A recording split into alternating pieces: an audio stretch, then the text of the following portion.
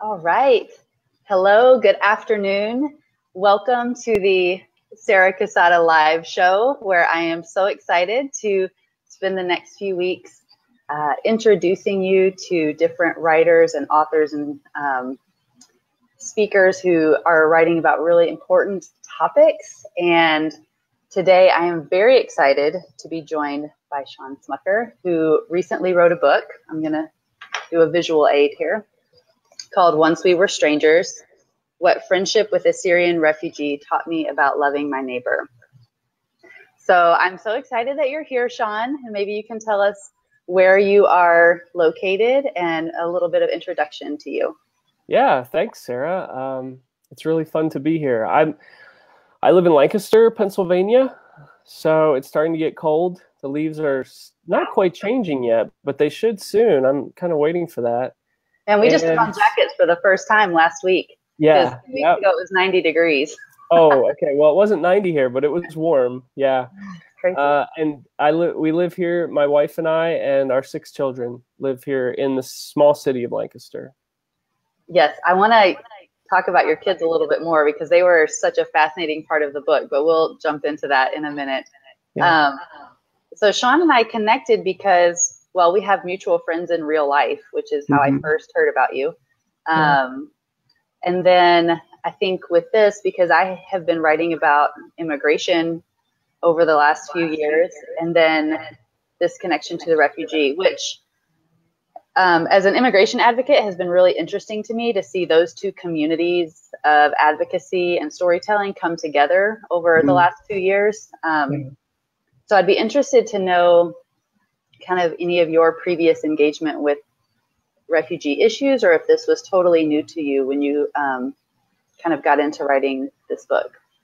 Yeah, I mean, I was pretty new to the whole scene. I think about a year before I started writing the book, I was working with Church World Service just as a volunteer to try and write up some different spotlights on asylum seekers, some immigrants, and also refugees who had ended up here in Lancaster. And so they would connect me with people, and I would hang out with them for 45 minutes, an hour, 2 hours, and just kind of gather their story and then write up a blog post, and then CWS and I would try and get it out. So that was really probably my introduction. And that was, like I said, maybe a year before I met Mohammed.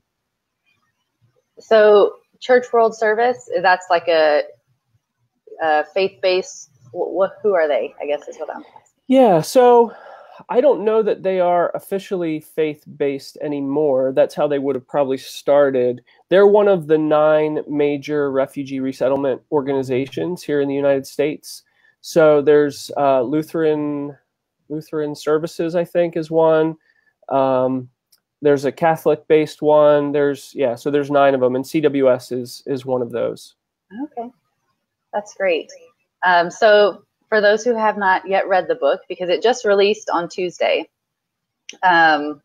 which I will just say, because I got a early copy, and I don't know what was going on, but I was so into this book. I was literally up at 5 in the morning. I'm just going to read a little bit.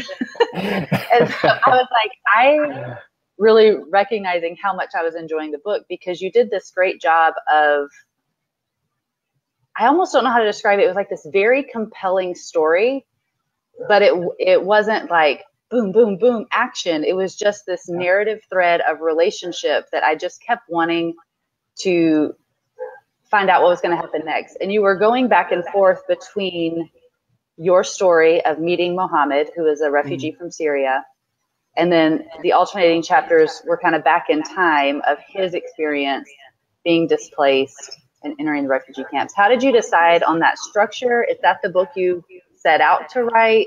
How did that kind of develop?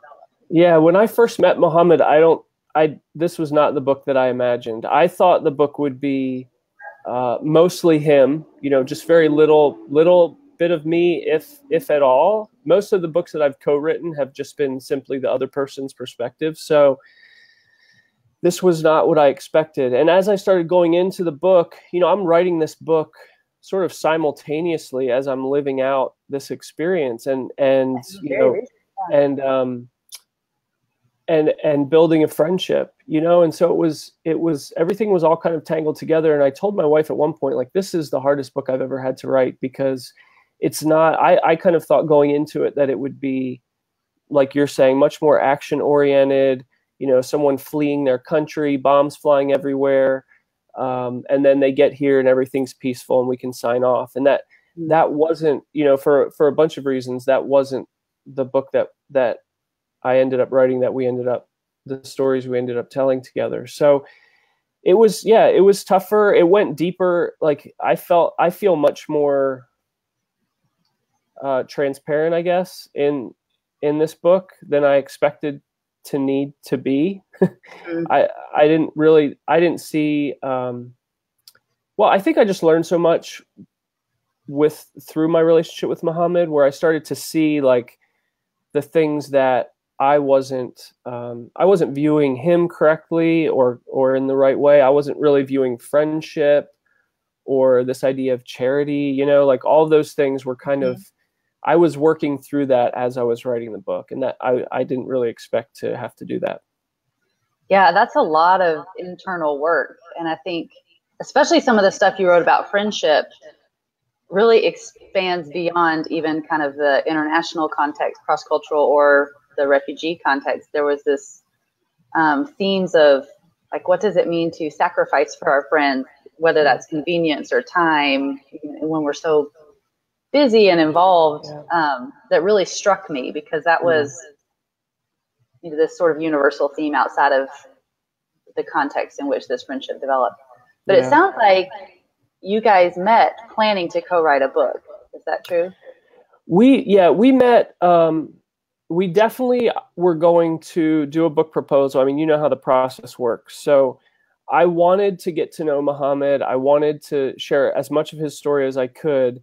And if we could get a book contract, then that's what I was hoping to do. And so, you know, I spoke with him about that through a translator, and he was more than open to do that, he was very excited about it. He had already shared his story quite a few times with the BBC. Was in Lancaster at one point, and so he told his story to them, and he did a lot of work with CWS at their events and things like that. So he was very enthusiastic. I just wasn't really sure if it would happen, you know, because I don't have a massive platform. I didn't have a guarantee of a book deal. So, but when I first met with him at the CWS office, that was definitely the hope. So when you put together that book proposal, was it this book about friendship, or was it his story that you were trying, or did that change throughout the writing process? Yeah, it was pretty close to what the book ended up being. You know, by the time I had some chapters written, and, you know, Muhammad and I had been friends then for, you know, maybe 9 months, maybe even a year, I had started to get a better sense for, you know, the kind of book that it was going to be. What was that like, doing all of that kind of investigative interviewing? And you talk about some of the things that you learned from his sons versus things he told you directly. How was that experience for you, and maybe for him, if you could speak to that? Yeah, it was so different than the books that I've co-written. And I think that's another reason the book ended up being so different, because I really went into it expecting, you know, I've co-written 20 books or so. And every one of those books is pretty much 12 to 15 hours of interviews. Then I transcribe those interviews, and I use the transcriptions to write the book. And so it's pretty formulaic as far as how to collect the information and then how to write it out. And with Muhammad, I learned pretty quickly it wasn't going to be that way, you know, like partially because of our, you know, communication challenges with not both having the same primary language. Part of it, I really took my foot off the gas pretty early on, because I didn't want to push for stuff. And I started to sense that, you know, we were developing a friendship. And so it became less for me about getting that information, and much more about just spending time together. So there would be some times where I would stop by his house with the hope, oh, hey, I'm going to try and get an hour because I really need, to start getting some information. And, I might not get anything during that meeting. I might not take my phone out. And then there were other times where I'd stop by for a last minute, just hello, while I was out driving for Uber, late at night. And I'd go in and he'd start telling me a story and be like, oh, Muhammad, hold on, let me get my phone out. So I get my phone out and then I'd record it. So it became much less structured. And, a lot of the best stories that I got from him came while I was driving him to go try and find a house, or when I was taking him to Philadelphia for his dentist visits, or when we were sitting on his back patio and his boys were just playing and stuff. So at a pretty early point in the project, I realized like it just wasn't going to work for me to try and line up appointments and try and get the information churned out. It just started to come out much more naturally. Well, I thought about that several times in the book, as someone who's also done co-writing projects, of knowing how it can be kind of tricky to be pushing for that angle, that information that you need, especially when you're talking about something that is so personal and so vulnerable. So I had often wondered as I was reading, like, man, these are hard things for people to talk about. And I don't know culturally if there were differences, but I know sometimes when I would try to talk to my husband about his immigration story, the way he would tell it was very different than how I would tell it if it were my story, things like chronology and things that I would always be like, wait, so what happened when? Yeah. And so I would imagine you were fielding some of that as well. Yeah, the details that I would usually go looking for were not the details that ended up being important or in the book. Like a lot of times it was the things that just kind of came up during our conversation that stuck in my mind. Or, I think I tell this story in the book, but we were sitting on the back patio and one of his oldest son would often sit with us because he could translate a lot of the times if Muhammad and I had trouble. And at one point I just turned to him and I said, what was that like for you? What was that like for you as a 7-year-old walking 15 miles through the Syrian wilderness? What was it like for you being in that refugee camp? And sometimes those were answers that went even deeper, even deeper than some of the things that Muhammad had to say. And it would spur us on because he would say something and then that would remind Muhammad of something. And so they were really nice, really, really beautiful, sort of quiet times. It wasn't like my normal co-writing, tell me your story, I'm kind of drilling for answers and that sort of thing. Yeah, I think that it's funny that you describe it as a quiet time because I felt that sense in the book of it was this very peaceful, like developing friendship where these details kind of drift out over time. And but the scene you're describing when you talked about the kids walking through the wilderness, that just wrecked me as a mom, like realizing how young his kids were, and just the choices they were having to make. And I think one of the things that really struck me was realizing that I don't know that I've met a refugee in person and heard their story. I've kind of, again, interacted with immigrants and heard some of those stories, but this was just, it's such a different experience. And of course, there's a myriad of experiences within that title, but to me, it makes stories like this so valuable because for those of us that don't have those friendships, you're able to kind of translate that for the rest of us. Great. Yeah, that story also had a huge impact on me. I think because it sort of came up when we were at an event and there was a table that was out with different items on the table, and the sign on the table said, "What would you take?" Oh, wow. And so I turned to Muhammad and I said, "What did you take? What did you choose to take from your house when you left?" And he said, "We didn't take anything." And I mean, when he said we didn't take anything, I think what he was referring to are like pictures or I mean, they took some food, they took some water, and their phones. I think that was pretty much it. But that's when I started to wonder, wow, how do you decide, like, his oldest son was maybe 6 or 7 at the time. How do you decide how much water a 7-year-old can carry for 15 miles? How do you decide how many water bottles your 5-year-old son can carry?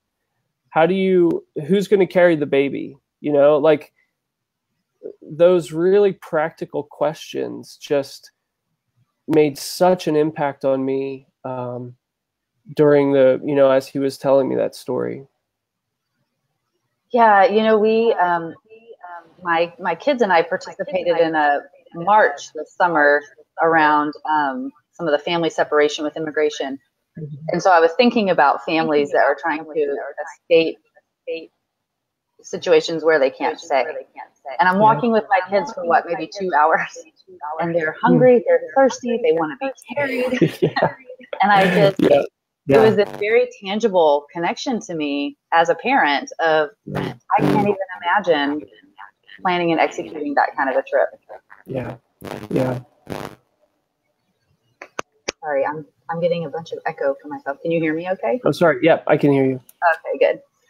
So I was going to ask you about that, the connection of fatherhood, because that felt like a very strong theme in the book as well. So maybe you can speak to how you being a dad, connected to the ways you guys connected and how that story was told.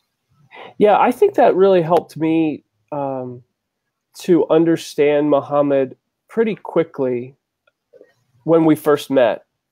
He was, when I first met him, I thought he was older than he was. I thought he was maybe 10 years older, but it turned out he was, 46, 47 years old. I guess when we met, a little younger than that, but only 5 or 6 years older than me. So I suddenly started to think, wow, like this is me, like the stuff that he went through, 4 children.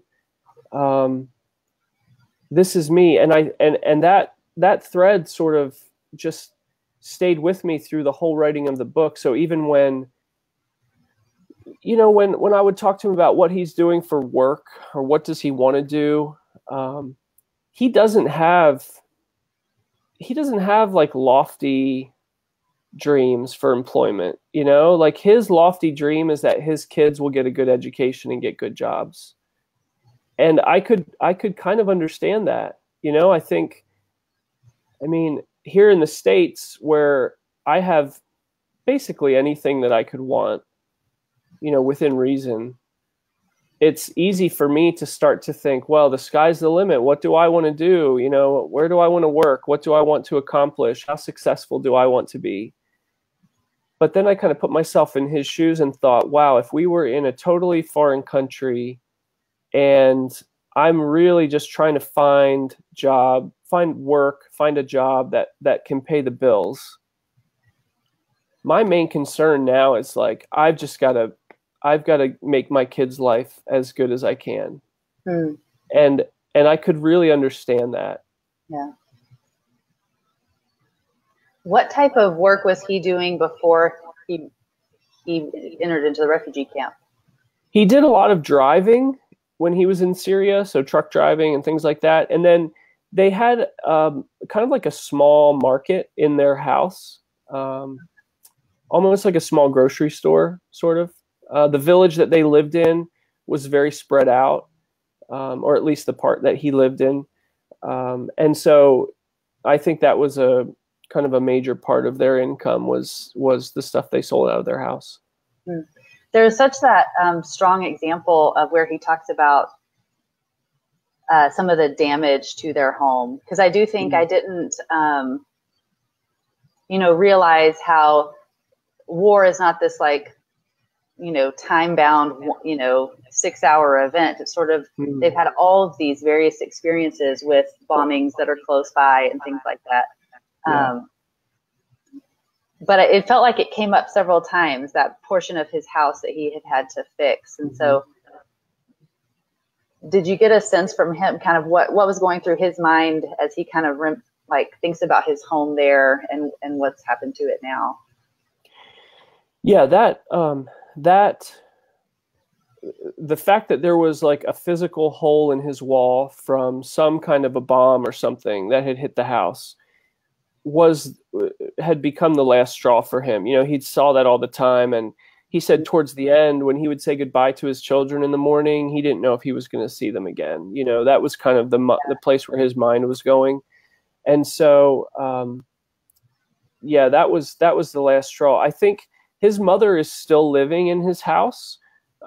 Things are very quiet there now. His father passed away in the spring, I think in February or March.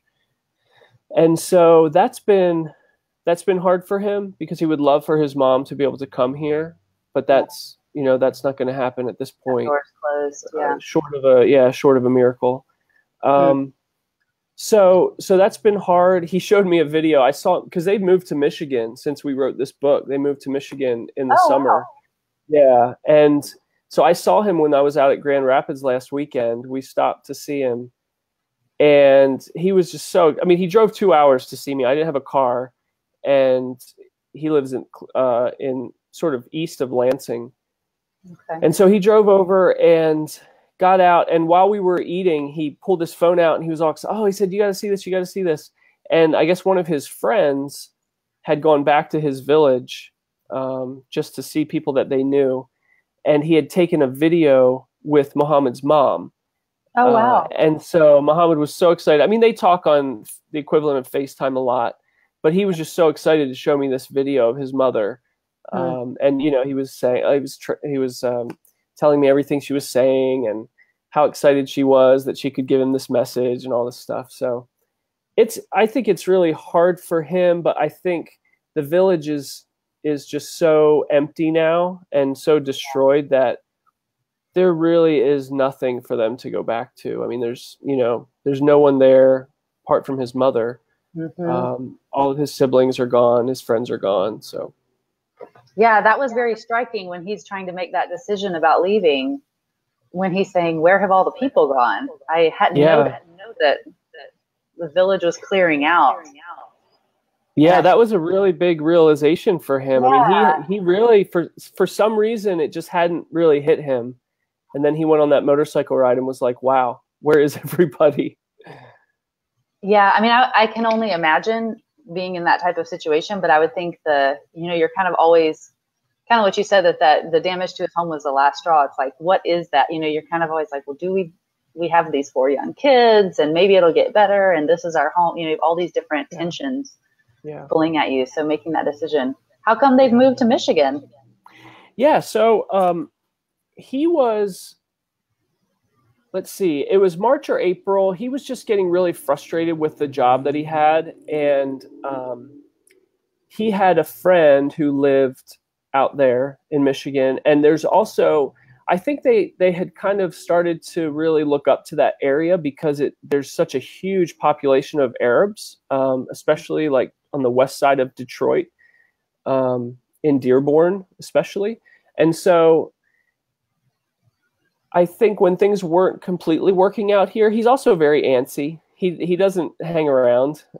He's very willing to try new things pretty quickly. And I think you sort of probably almost have to be that way if you're going to live life as a refugee, or if that's going to be part of who you are, part of your time frame or your timeline. So yeah, so they moved out there. But as soon as they got out there, he really missed Lancaster, and I keep hoping they'll come back. I don't know. They've since moved into a better house. The first house they moved into was very rough. So they moved into a second house, which they like now. And the first place they moved, there were actually, I think he started to see the weakness of living in a community that was like 100% Arabic, because he felt like his kids weren't learning English anymore.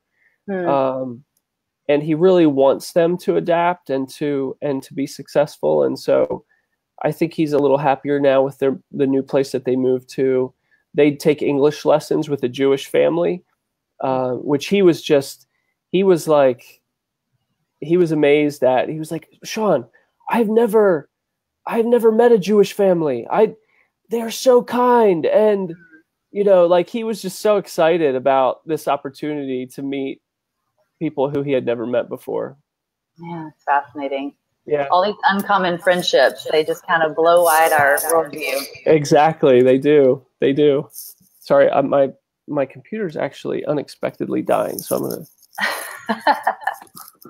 Nice. Yeah, it's funny that when you talk about him being antsy, well, I feel like I know him, I guess, because I read the books. People feel that way, but Yeah. it's sort of always that question of which comes first, the chicken or the egg, because they talk about immigrant groups have a unusually high percentage of entrepreneurs. Yes. Because people that have taken this really big risk with their life. And I would imagine refugees, there's a similar thread of the people who've taken this initiative, and they're going to kind of be people who want to try new things, want to meet new people. Yes, I could totally see that. That really makes sense. And he has that personality. He always wanted to start a business, always, talking to me about, oh, I want to start a restaurant. Come start a restaurant with me. Let's start a coffee shop. Let's, he always had 100 different ideas. So. His coffee sounds extremely strong. Yes, I know. Some people would love it. I quickly realized that, he's so hospitable, he and his wife, and they just want to give you whatever they can. When I would stop in, they wanted to give me whatever they had. And so I didn't say no. But I started to pay for those coffees. Yeah. Every chapter you'd be like, then we had coffee. And then you're like, that night when I can't fall asleep. Yeah, exactly. I love it. Just given kind of the sentiment and the rhetoric that we've heard about refugees and immigrants, particularly over the last 2 years, and you being in Lancaster, how did people react when they learned that you were writing this book or having this friendship? Did you have any kind of unusual experiences with folks, or are people curious? Yeah, people are very curious.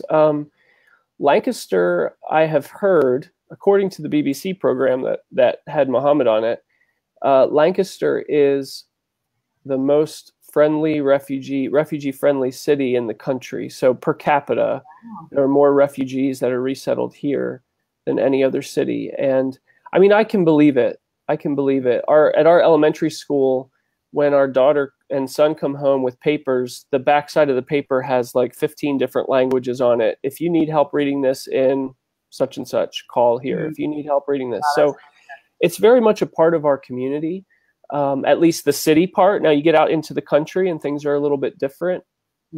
But I haven't talked to anyone who, gave me a hard time about it or disagreed with me. I'm sure there are people who do. I'm sure I have family members who do, and they're just sort of, being polite and not bringing it up. But for the most part, this city is very, very welcoming. Lancaster is very, very welcoming. That's such an encouragement to hear. I'm always grateful I'm always surprised and yet not surprised to hear how what we hear on the broader news cycle is often disconnected from how real people are living out these things that happen in the world. Because it's always very easy to distance ourselves or demonize, a caricature in a headline. But when you're bumping up against people at school and in your local stores and parks, and when you have relationships, it's a very, very different story. And I think you do a great job of spelling that out in this book as well. Thank you.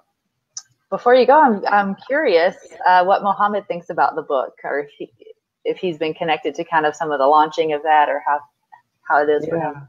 Yeah, he was. He texted me as soon as he got his copy. He was very excited to see it, so that was good. And we talked a little bit about it when I was out seeing him in Grand Rapids, or when we were hanging out. And he's such a generous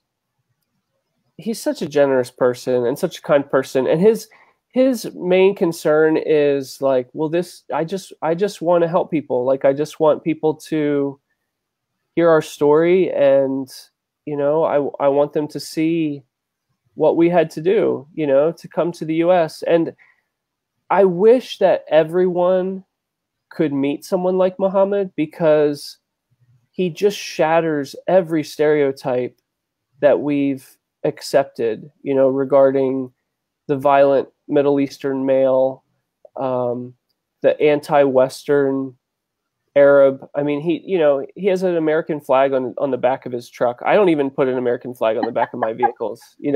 I honestly think that he is more patriotic than I am, Yeah. because and if you think about it, naturally so, he's received so much, just opportunity wise in coming here, that he's just so thankful. And I think I've tended to get pretty cynical especially over the last couple of years. But he's all about the US. Oh my goodness. I mean, he's the number one fan. That's so great to hear. And yeah, I think I'm just really excited for you and for him and for this book. And so I just want to thank everybody who's watched this interview, or those that might watch the replay later. Again, I'm going to show the book, Once We Were Strangers by Shawn Smucker. And you can enter to win a copy of this book. There's a link in the comments. Since I'm interviewing several authors over the next few weeks, you can enter to win a little gift basket of their books. And so, nice. Shawn, why don't you let folks know where they can find you? Sure. ShawnSmucker.com is probably the easiest place. SHAWN Smucker.com. And same thing at Instagram and Twitter. Awesome. Thank you so much. Appreciate you joining us, and we will talk sometime soon. Yeah, thanks for having me, Sarah. Really appreciate it.